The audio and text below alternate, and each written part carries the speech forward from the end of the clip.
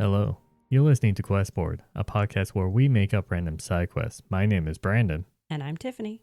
And just so you know, we are not professional writers in any way, shape, or form. At least we don't claim to be. We just really like tabletop RPGs, and we do this for fun. That's right. How are you, Tiffany? I'm quite content today because I had sushi. One of my favorite things to eat. Okay, I'm like, a lot of people have sushi. Yeah, I know, but it's like, I don't get to eat it all that often because my husband really likes Mexican food. So it's usually like, okay, are we going to have Mexican today? Can we have sushi today? So I got to have sushi today, and I'm happy. Do you like sushi? For the most part, there are some things I just don't touch. Understandable. And it also depends on the place. Fair. Because I've had like spicy tuna rolls at one place, and then I was like, oh, I really like these. And then I went to a different place and it did not taste the same. Right. Everywhere makes it a little bit So different. yeah, so you need to, like, if you find a place that you like, you're there for life. Well, see, here's or they close down or their chef changes. Right. Well, yeah, the chef changing is the one that got me one time because there's this place over by our house where I could get these salmon rolls. I think they just call them Oregon roll, but it's got like a salmon salad inside and then it's got raw salmon on top. Except one time I went, I loved it. But one time I went, they left the skin on the salmon. That's good.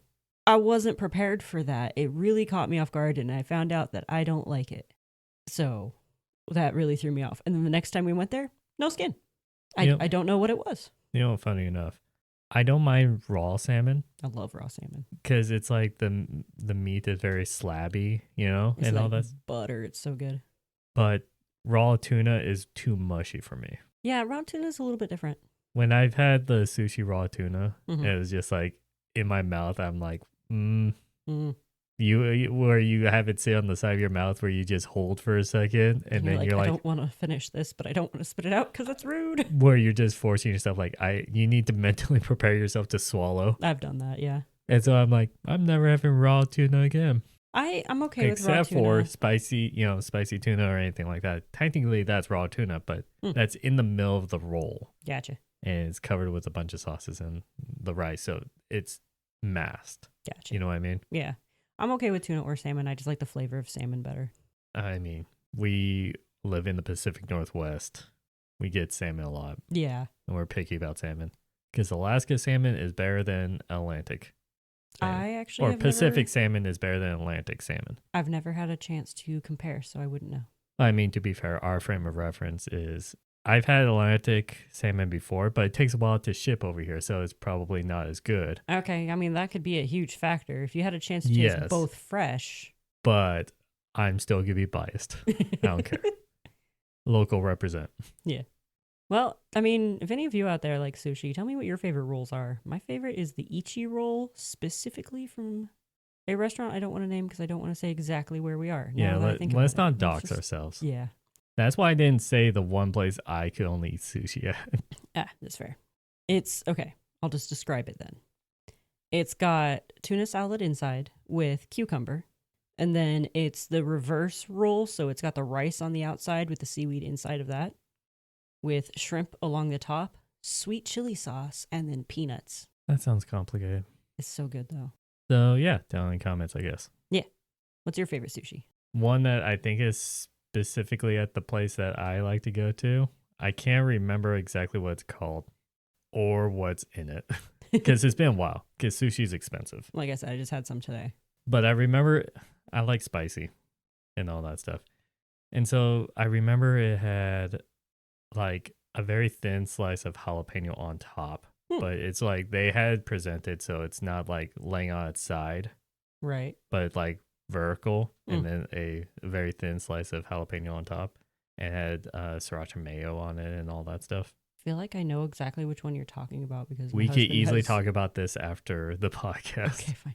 But yeah, I like the spicy sushis and all that stuff. I'm too white to enjoy spicy things.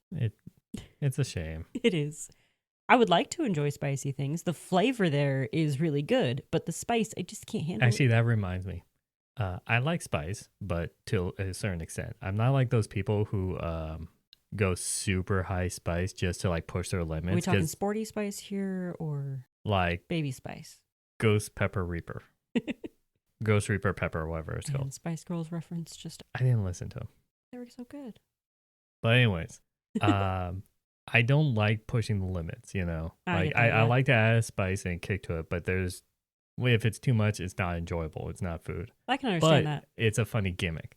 So I once was at a friend's house and Uh-oh. he was having a get together, and he had some chocolate that was called Burn or Bliss, Oh my. where it's small chocolate pieces, and then which half of them are regular chocolate, and the other half had Carolina Reaper in them. Oh my. And you just took a random one. It's like roulette. Yeah, it was a funny just roulette thing.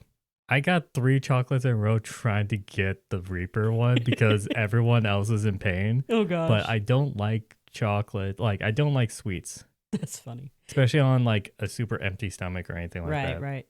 And so I didn't want that. I just wanted to try to see how everyone else was in pain, just to, experience it.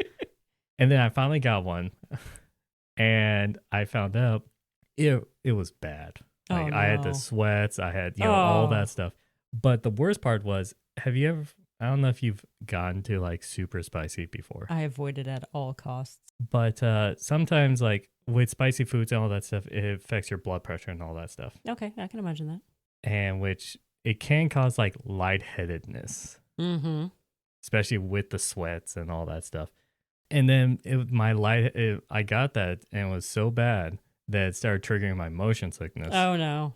And then I rushed out of the door and like threw up because of my motion sickness. And then it was just like, I tried to do it as quietly as possible. They knew. Yeah. And they kind of felt bad, but I'm just like, I'm fine. Once I had it out of my system and I was back to normal. But that kicked so hard. It wasn't like enjoyable, like nice smoldering kind of hot. It was just like stabbing in your mouth hot. Here's how much I Fun can't handle times. spice. My husband made burgers one time, and just because he likes it, he put the cheddar jack cheese on all of them, forgetting to leave one without cheese for me, because he was just putting cheese on everything.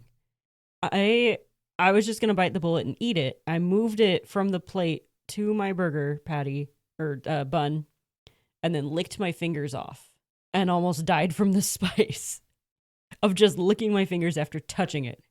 Some people like who can't handle and all that stuff. My mother's the same way, but me and my dad like spice. You eventually get a tolerance to it because it's just so there's sometimes where we don't even taste any spiciness at all, and then my mom will try it, and then she's like, "Oh God, this is really spicy." I have a friend like that. There's times where I'm like, "Oh, I feel a little kick." That means my mom would like die. It's like, I love sweet chili sauce because that's spicy enough to give me the kick that I'm okay with, but not too spicy. I've got a friend who can't even handle sweet chili sauce. And she once ate I think it was a Reaper burrito that my husband left in her fridge. I think I know who you're talking about. Yeah, you do. Yeah. Okay. Yeah. I mean, yeah. Everyone Sorry has to different those levels. of you on the internet. We don't want to give names. Everyone has their own tolerance level and all that stuff. Yeah. But yeah, that's how spicy can you handle it? I don't know. Let us Sweet know. chili sauce is my spicy level, really. I don't know where my limit is. I like just putting sriracha stuff on things. Oh, I can't handle sriracha. But anyways, I guess besides spiciness, let's see how spicy we'll make this quest. Hey, good segue. Sure. You got dice? Oh, I got them. You keep telling me I need to roll lower, but I rolled a 55. I'm pretty sure we did that. Oh, wait. Psych, that's a 35. Your dice are weird. We have not done that. Wait, I actually rolled something we have not done? Yes. Wow. In middle of a bunch of other ones that we have done. Oh, nice. So you thread the needle. Bookkeepers needed. Not really. Bandit wizards have been trying to steal from my personal library of arcane books. Need tough, preferably illiterate bodies to defend collection until I can secure a safer storage. How many players are going to make their characters illiterate? Side note, I never implemented, but my first character that I played with you guys, Yeah. I was planning on making him illiterate. Oh. But then I just never found a good spot to like put it in. So then I never actually, It just never came up. because if you remember, that campaign didn't have that much Reading. role playing or Yeah. in between moments. Didn't it ever come to light at one point like that he couldn't swim or something like that? No, yeah, fear of flying. That was my Oh, the fear of substitute. I substituted that because I'm Oh, like, okay. I want some kind of flaw that'd Right. be kind of funny. And initially I thought he grew up poor and all that stuff. So I'm like, oh, he'd never learned how to read. So I was planning on doing that. And then that never became a thing. So then we were going to go on an airship. And I'm like, he's afraid of flying. Nice. And I thought it would just be a funny thing to add. That is fun. The bookkeepers, but not really. Just book guards. Honestly, the players could fake being illiterate. True. This one's kind of hard. So we just really need to come up with the whole concept of the bandit wizards. Actually, hang on. What's up? I just had a thought. I had a thought, and then I had a different thought within that thought. The different thought, Thoughtception. yeah, I know. The different thought I had was, which it would just be a quick one and like just a joke. We could do what was that movie, Page Masters, Oh, love that movie. in which they just jump into books or whatever. Yeah. But most likely we won't do that. The second thing I had, or really the first, was what if this Wizards arcane books and all that stuff had the same properties as that one monster book from Harry Potter, and they're alive and they attack people and all that stuff. You mean the Monster Book of Monsters? Whatever the name is, I don't remember. Right.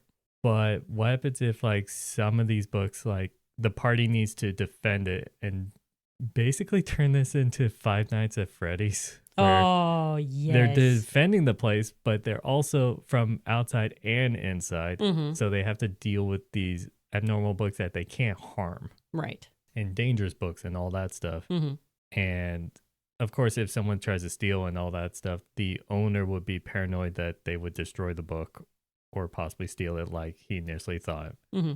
from these bandits. I like this. Okay. And we can come up with, well, I don't know if we want to come up with like catchy titles or something that also describes what the book would do. That would be really hard for us to do in an improv sense. Well, like a book titled Properties of Flight, and it just floats around the building. That one's actually harmless. It just flies around. Or a book about anti-gravity and it just floats around. Yeah. Or if you touch it, you end up walking on the ceiling. Or if it touches you. Well, I was thinking like if a book that's like what happens if it's like I don't know if we've done this before. We've done a book of riddles. Yeah. We've done a riddle dungeon. I know, I Mhm. remember that. Riddle the traps. What happens if it's a book of riddles that what constantly like if it catches you or it asks you a riddle, if you get false, then you get a bunch of paper cuts of damage as it attacks you and all that stuff. A little bit like a Sphinx. That actually kind of reminds me of something I saw in a Minecraft video. I can't remember which life series it was, but it was a lot of them were the players from Hermitcraft, but there were also some others that are not from Hermitcraft. Those of you listening who know, you know. But they were playing a game where they had a certain amount of lives, and if they died too many times, they were off the series. And each session they played something different. Wildlife, that's what this one was called. Because it was a wild card. Something different was going to happen every session. One of the sessions, a trivia bot would come floating from the sky and ask you a question. And if you got it wrong, they would essentially curse you. And like one of the curses would be like changing your voice to only sound like a robot, or making you really tiny, or just all sorts of silly things like that. We've done plenty of episodes where it's wild magic. Yeah. Quote unquote wild magic. Well, there could be a book of wild magic floating around. But it's basically that, where it's just Right. a random effect. Yeah. And so has done that. the DM can have lots of fun coming up with different books and different things they can do to people. I feel like the thing to just do for this episode is come up with those books, because Okay. you know what I mean. If the DM designs a library kind of labyrinth. And it's like, hey, this is your like guard room, or like Five Nights at Freddy's kind of thing, We're and you pretty have to much- patrol around. Okay. And then he could design where it's books that will be wandering around, and then in random moments the bandits will come in for the night, Yeah. and then they have to deal with that as well. But Mhm. the bandits will just be normal Bandits. kind of bandits. Well, it says wizard bandits or bandit wizards, Well, they'll go magic bandits. so they'll give them a wizard class. Yeah. But have them appear in the library or the storage of this library through like just a portal, Mm-hmm. like a Doctor Strange kind of portal. Okay, I found a name for our wizard. Oh, the owner? Yeah. Okay. Dante Soto. Soto. Soto. Okay. And then we can call this Five Nights at Dante's. Do we want to make it where it's like, oh, I need it for 5 nights and you have to guard for 5 nights? I don't know if the players will have the attention span to be willing to do that. Until they can I know. secure safer storage. I know, but you gotta also think about this being in a D&D session. True. Do you think they'll have the patience to want to do that? Because the Let's gimmick just say will be fun for the one time, and then it'll start getting stale. You know what I mean? I can understand that. Yeah. Okay. But let's just say the quest is available for 5 nights and the party can choose whether or not to keep continuing or not. Like, it'll get progressively harder, as the game does, but it'll also get more dangerous. So, Okay, we could also say they'll get paid more right. For so each the rewards will be higher each night. exponentially. Yes. Okay. Or he can just find someone else to watch the books another night. Well, that'll be off screen. It doesn't matter. Right. Because as long as the party's not there, it does not exist. I had a thought for initially how the books escape. How? A book titled How to Escape Traps lets all the other books out. Sure. Yeah. So normally the books are locked up. They're like behind, lock and key and stuff, or chained to a wall. Like those books. Oh, what movie was that? I think it was the Doctor Strange movie where the books were chained up. I can't remember.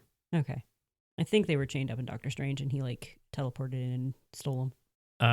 I think that was just gaining access to the forbidden section of the library that he wasn't allowed. Right. But the books themselves were chained up because they were forbidden to read. But it's not like the books would attack him if he read them. I can't remember.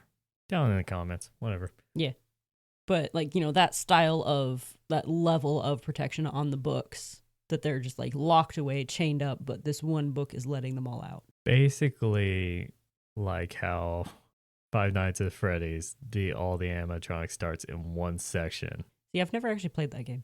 I've watched YouTubers play. There's no way I'm playing it. It's where it's like you're viewing through the camera system, and then if you switch the camera to the room that they're in, it shows all of them, and then eventually one will go missing, so you know who's out and wandering. So then they behave differently or whatever. Gotcha. So they all are contained in one room, and then eventually they keep getting out. If you want to do where the first night only a couple of your ideas get loose, then each night you increase what books are coming out until the 5th one is like more of your dangerous things or complicated things. Ooh, I thought of one. It's a book about interpreting dreams. So it just makes you fall asleep so it can interpret your dreams. Where it smothers your face. Like you're like No, someone who's sleeping with a book on their face, like in the movies. Yeah, pretty much. Okay. Like you're not like dying, but you're just sleeping because the book wants you asleep. So it can study your dreams. And what happens if they turn into nightmares or something like that? Oh, there's a different book called The Study of Nightmares. Or would the study of dreams, which a nightmare is a dream. Yes. But what happens if it just records dreams? Like, no, yeah, that can work too. So then on the page, it just fills out what happens. I would think volume 2 would be a study on nightmares. And that one can break out like the second or third night. Maybe. It is up to the DM of right. how I was thinking like more harmless things the first night, just more of the silly ones, but then they can progressively get worse. Well, it has to have some dangerous ones in the beginning, at least one. Okay. You know what I mean? Because there has to be some danger, and the bandits don't have to show up every time. Right. How about a record of plagues? like different plagues that Why went across the immediately I land. just thought of Courage Return the Slab. Return the slab. And that had plagues and all that stuff, so it just made me think of that. I don't know. Um, But yeah, it could just give you a plague. You wouldn't die immediately from it, but it would be awful. well, it would like summon swarm of insects, which is a monster stat block. Yeah, it's also a plague. Oh, locust. Yeah. A plague of locusts. Those things are awful. They'll eat everything. If you haven't guessed by now, listeners, this is all we're going to be coming up with this session. So if you want to like, oh, I already have way better ideas. I mean, You have the basis of what we're doing. if you come up with better ideas than what we have, let us know. I'm curious to hear what great ideas you guys come up with. Ooh, I got one. What? Alfred Hitchcock's The Birds. In a D&D fantasy movie. Exactly. I was going to say movie. D&D fantasy game. Yeah, it's just there. He exists in this world. What happens if that's just a normal book? It's just a normal It book. doesn't like... And people see it and they're like, I don't want that one getting out. No, it's like because there's like the lock section, and then there's other books that are just normal books that's not dangerous that he doesn't lock up. What happens if Ooh. that's just a normal book that doesn't? Because he's like, I'm trying to learn how to control the birds like the birds in this book, Yeah. and that's it. I just had an idea. The reason all of these books are the way they are is one book called The Magic of Literature or something along those lines that causes all of the other books to portray their contents. Well, I mean, it could easily just be explained of that's how wizards work, or it's arcane powers or knowledge so great that it affects the book that it's written upon. That too. You know what I mean? It doesn't have to be one book, because then that could like question then how did that book get? If that's the book that gave other books power, how does that book have power? If you just do if power is so great that upon which it's written, it's imbued into the book, Okay. that can make it sense for a lot of why. True. Instead of like the cascading, why is that then? Why is that? Yes, but you could just leave that one unanswered. You could. Just to give your characters that, but why did it do this? Well, no. I mean, to be fair, magic and like so great that imbues it. Why does that happen? Magic. Mhm. Done. It's magic. And then, yeah, no one questions that. It's like every time somebody's like, oh, that's cool. Where'd you get that? Internet. Okay, Timmy Turner. That's where I learned it. We're old. I don't know how many people are going to get that reference. Trying to think of other fun book titles to torture people with. We need some really obnoxiously long titles too. I'm not coming up with titles. That is way too hard. Like the In the history moment. of floodwaters, flooding and receding over the centuries. Okay, in that book where if it's ever open, it'll be on the ground. Yeah. As a trap. If it ever opens, pages will pour out like water, and it will actually start flooding the library they're in Until you can close it. until they could swim in through the pages and close the book. Yep. Okay. There's one. What happens if there is a book about the art of war or some kind of like warrior Yeah. in which it basically origamis itself into a 6 foot tall like paper made out of paper warrior Yeah. that has like fighter class levels, Nice. That'd be fun. and then you could toss any stat block into that. I actually read a series of books where there was a character whose magic lied in paper. He was a paper wizard. Mhm. And so he actually created a suit of armor, of origami armor, that was just layer after layer after layer of paper. Kind of fun. I think he had a paper sword too. Called Death by a Thousand Cuts. Yup. I don't know, like we kind of got basically down what the whole quest is. Yeah. Let's see. We're getting to a point where we're like We can come up diverging and like going on tangents. Is there So it's a anything- sign that's like, would there be anything interesting about like the layout of this wizard's library, or do you think it would just be classic library, books are locked up? I think that's for the DM to decide, because I don't know how they want to, True. where they want to put this, because the spacing of like where it's stored matters. Yeah. Um, It could be a tower, it could just be a building, but it could be a cave. I would suggest like a labyrinth style, so that if people have to go around searching, True. Like you organize the shelves like a labyrinth. Yeah, so that they, even if they get a map of the entire thing and they move their minis across, Mm-hmm. it's cutting line of sight, all this stuff. So if they split, you could actually do things independently to each other, to them, or Oh, whatever. I just thought of a fun thing. There's a book about labyrinths. If they find it, then if they close it and make it stop doing things, the labyrinth gets a little easier to go through because the book was causing shelves to move and the labyrinth to be almost impossible. That one, it could possibly work. I was just thinking the entire thing is laid out and they know this is your guard station, this is where this is where this is. And basically they are given a map because during the daytime everything's fine, and then they just learn the layout because they need to patrol and make sure no bandits are in it. Or it's a minotaur. You're I think you're going too close on that direction. Yeah.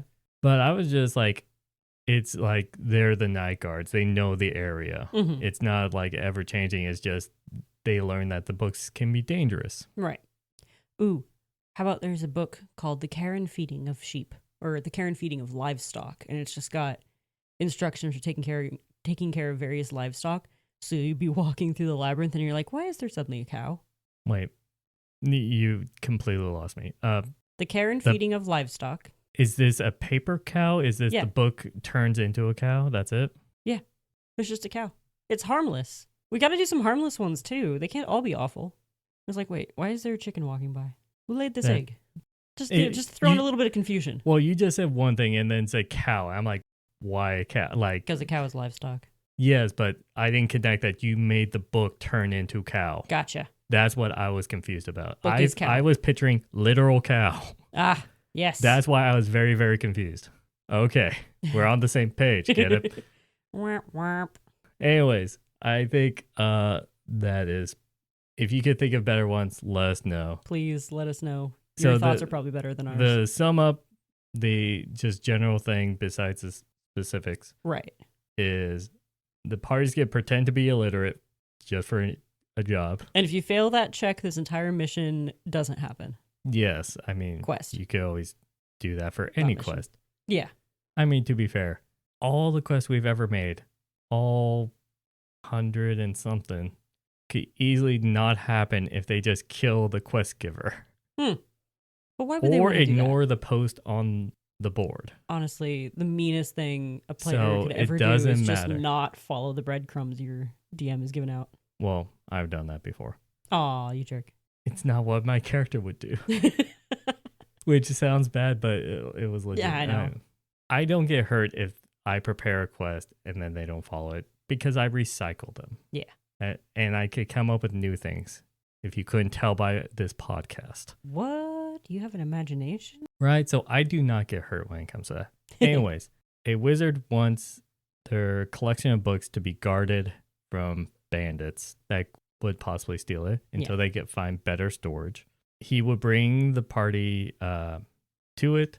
He's like, you got to guard at night because that's when, it's easiest for them to steal and all that stuff. Then the party will do it. They'll find out that magical books are wandering and doing hijinks depending on the lethality you want. And possibly bandits will be showing up. Yeah. And then they're told if they want to do it for 5 separate nights, they will get paid more each night. If not, then they get paid on how many nights they did. And then it's all good. Mm-hmm. I don't think you would tell them ahead of time that it would be for 5 nights. That's just how long it takes them to find a better place to keep the book. Or or the wizard could say, it's like, hey, I think in about 5 days, the carriage should be arriving that I could load it on, and then we're heading to the capital. Yeah. And so then you do give them a deadline, so then they see the light at the end of the tunnel. Gotcha. Know? Yeah, that works too. Anyways, for everything else, you could, for the special book qualities and all that stuff, you could listen to our suggestions, or you can make up your own, depending on how lethal you want, how much the party pisses you off, any of those things. If you want us to let us know what you did and what kind of book suggestions, or like book suggestions for other people if they're good to it. Yeah. That's also a good thing to let us know. Mm-hmm. Down in the comments of this YouTube video, on X at QuestBoardPod, or on Blue Sky at QuestBoard. If you have a job posting of your own that maybe will be a little bit easier for us to turn into a quest than this one. I mean, we still did somewhat of a decent job, I think it sounds fun. but it was on the harder side for us to get to this point. Yeah. Let us know on any of those platforms. And with that, I wish you all a good night. And happy questing.